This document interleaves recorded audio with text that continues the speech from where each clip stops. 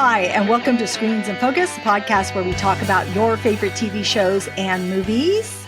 I'm Diana, and today we are talking about rom-coms. Courtney is here to join me. Hi, Courtney. How are you? Hello. Can't wait to talk about my favorite subject of rom-coms. Thank God they're finally coming back. I know. Well, we just had a conversation and just talked about The Fall Guy. So go check out that podcast episode. But we had more to share with you. And so, Courtney, I would love it if you would start us off with what one of your favorite rom-coms are. First of all, it's so hard to pare the list down because the 80s and 90s were jam-packed with rom-coms, and then they sort of went away for a while.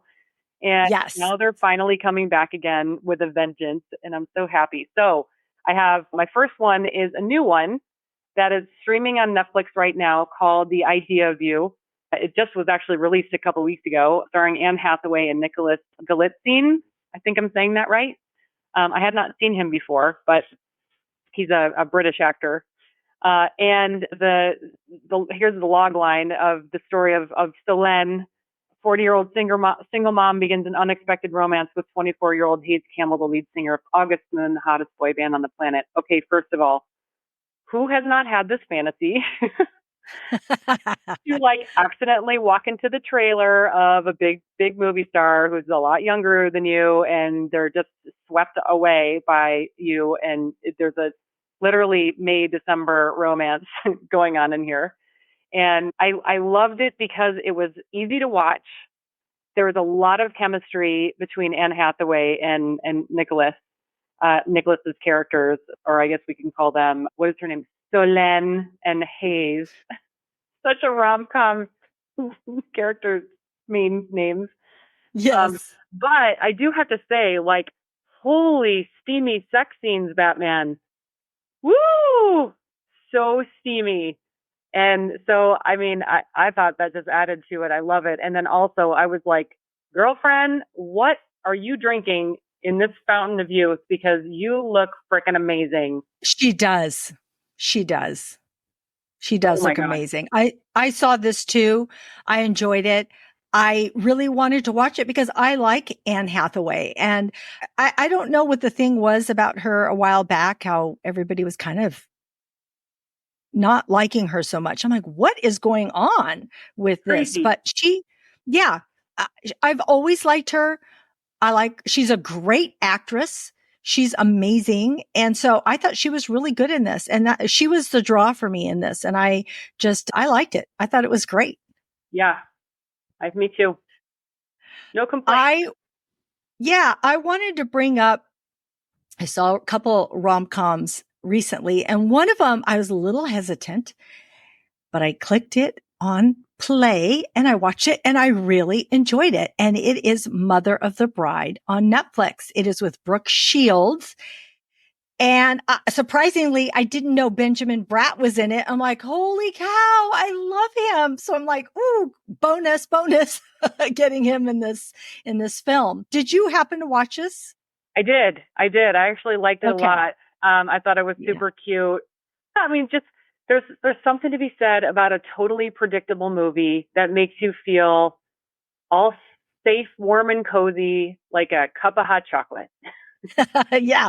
Yes, you're right. It is very predictable. There wasn't any surprises. It wasn't super deep or anything, but it was good. It was a good movie. It was a good watch. I was entertained as I was watching it. I haven't seen Brooke Shields in a while, in a portrayal. So I thought, I want to check this out. I thought she did fantastic. And it's a story about her and her daughter is getting married, kind of drops a bombshell. Oh, I'm getting married, Mom. And she's like, oh, okay. And I'm getting it confused. I don't want to get it confused because I saw two back-to-back movies. But do they go to a destination in this wedding? Why do I feel like they do, right? Yeah, they do. They go to some exotic place because she's a travel influencer. And so yes. Her company who's representing her, it's all expenses paid for her and the whole wedding party to go to this. I don't know that they were specific if it was a fictitious place, but it looked like it was somewhere in the South Pacific. Yes, it was a beachy, resorty environment. And so what ends up happening is her fiance's father ends up being Brooke Shields' character, her ex-boyfriend that broke her heart before she married her daughter's father. From So college. yeah, from college. So he's re-entered her life and it just goes from there. But then there's also another love interest involved who is a younger, not super young, but younger than Brooke Shields and is intrigued by her. And so there's that too, which added in there because Brooke Shields has a choice, even though she may not want a choice. But I liked it. I liked that. I liked that this younger guy found her desirable, and I just thought it was a great setup. Nice movie, very watchable. I will just say another thing about that. Benjamin Bratt, he's on fire, man, because he's also starring Yes. in Loot with Maya Rudolph. He plays her main like little hookup too, and so he's just What? he's making the rounds, shirt off in every appearance. Did you see a commercial with? Isn't it a commercial where he comes out of the water? I don't Or know. maybe am I thinking something else? He comes out of the water. Oh, it's Maya Rudolph. But maybe Yeah. was it a trailer for that or was it a commercial? Anyway, I saw something because her face cracked me. Yeah. Yeah. And he I plays haven't seen himself. the second. Okay, I haven't seen the second season of Loot, so I guess I need to tune in. Yeah. Second season, right? Is that where he's Second popping season, up? yes. Second Okay. season, just yeah. I mean, he makes just it's not a huge appearance, but it's an important appearance, and he plays himself. It's Yeah. kind of funny. Yeah. Anyway, Okay. okay. Okay, so now we're going to go in the Wayback Machine and pull out two of my favorites from when I was growing up. My first one is Overboard, released in 1987, starring Kurt Russell, Goldie Hawn, real life sweethearts who play a handyman and this cruel but beautiful heiress who mocks him trying to build something on her boat, and she falls overboard and loses her memory. And in an effort to get back at her, he pretends in her state of amnesia that they're actually married and tortures her into really believing the fact that she's the mother of these children and her husband. So it's so charming, so sweet, and directed by Gary Marshall, who's one of my favorite human Yeah. beings on the planet, rest his soul. Yeah. Father of Penny Marshall, who was also one of my favorite people in the whole world, rest her soul. And so this was just brought back so many great memories because it's such an easy watch. I am so glad you brought that up. This is one of my favorite rom-coms that it didn't come to mind as we were putting together our list. I'm so glad you brought it up. It is at the top of my list. I love this. If it is on passing by, I will sit down and watch it. Doesn't matter what part it is. The kids are hilarious. The kids are in on it with their dad of pretending like she is the mom. And I just love Goldie Hawn's character's evolution in this. It's so good. And yes, the chemistry, of course, but still just because someone is married or not married, they're not married, but together in real life doesn't mean that it's going to, you're going to be able to see that on film, and you do in this. So they are both so good. I just love that one. So I was on an airplane ride home and I saw Anything But You I knew it was on Netflix, but I hadn't watched it yet. So I was on the airplane ride home. I'm like, oh, do I really want to watch this? Because it didn't get the best of reviews. But I tuned in, and again, I was pleasantly surprised. I really liked it.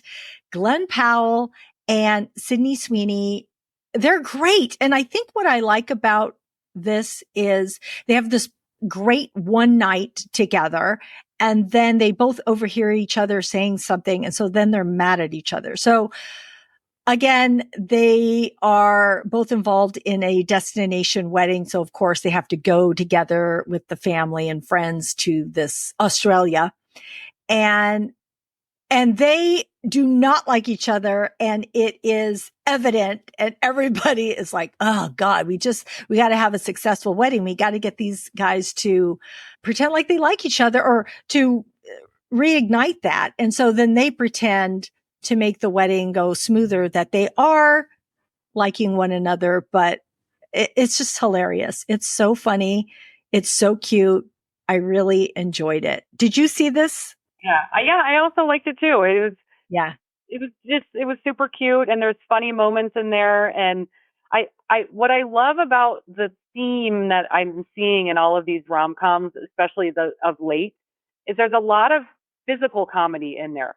There's a lot of pratfalls, or like people falling into pools by accident, or flipping Yeah. over into fountains, or like being silly and stupid and thinking that other people don't know that they're being silly and stupid. So I appreciate that, because I feel like there's maybe just like this collective vibe that's going on right now, which is we just came out of something really, really serious, and there's so much seriousness going on in the world that Yeah. we are ready for silly. And I missed silly for a very long time. I missed play. And so it adds like this extra spark to these movies, a little extra dimension of like we're all just human beings, and we're all like just being silly and stupid and fun is part of our human experience. And so we need to bring that in more, please. Yeah. I'm begging all of you people out there more. Yes. Yeah. Yeah. These movies have been so good. All right. What else do you have for me? Actually, I think your next one is one of my favorites. I have it Yes. on my Well, list too. this is my last one that I'll go over, but also one of my most favorite movies ever. It's a timeless classic from 1989, When Harry Met Sally, starring Billy Crystal, Meg Ryan, and Carrie Fisher. Written by Nora Ephron, directed by Rob Reiner, who also directed my favorite film of all time, Princess Bride, which I suppose it could also be added to my list as a Yes. rom-com, because it is Uh-huh. also a rom-com. But of course, Harry and Sally playing their quintessential friends, and so worried about will sex ruin their relationship, and so they decide to stay friends over the years and have to watch each other take missteps with other people over the years. And finally, not a spoiler if you haven't seen this, please go see it, but it's not a spoiler that eventually in the end they get together, because anytime that you're friends first and you have like this deep, deep love for each other already, Yeah. then how could sex possibly spoil it? So it's just, one of my favorites of all time. It There's is. so many classics, Yes. I'll Have What She's Having, which was, ad libbed Yes. by I think that was Rob Reiner's mom, Yes. who played Yes. that character at the diner. And I think that was at the Stage Deli too, which is still there in New York. It's one of the only ones that's left standing, of all the delis in New York. Yeah, I don't think it's Stage Deli because I have been to that one and I think that one closed. The Cat's Deli is Yeah, still yeah, standing. Katz's Deli. Yep, yep. So Yes, I love that one. It's on my list. It is one of the best rom-coms. It is hilarious. I love Billy Crystal. Meg Ryan is so amazing in this too, but Billy Crystal just has me on the floor. His yeah, delivery, the look on his face. He's an unlikely rom-com character and actor for that role, but it fits. It's so good. So I love him. Please go rewatch this or watch it. I just want to quickly mention a couple of other ones. And I know that you are a Sandra Bullock fan too. And yeah. one of them is The Proposal, which I love. And also one of your favorite movies, was it from last year? And I just saw it on the plane The Lost too. City.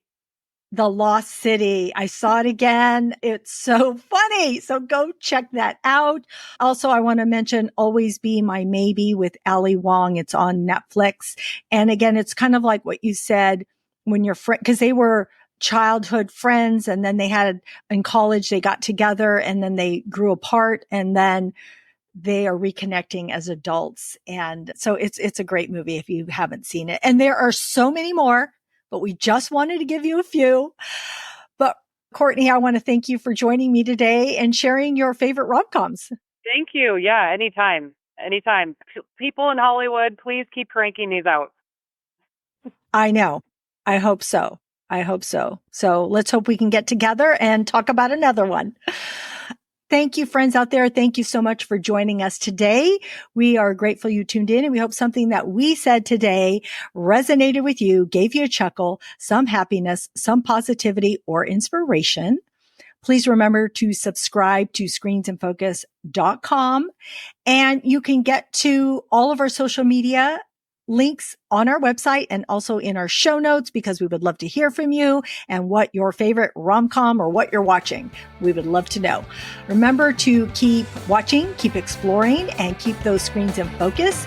And we will see you next time. Bye. Bye.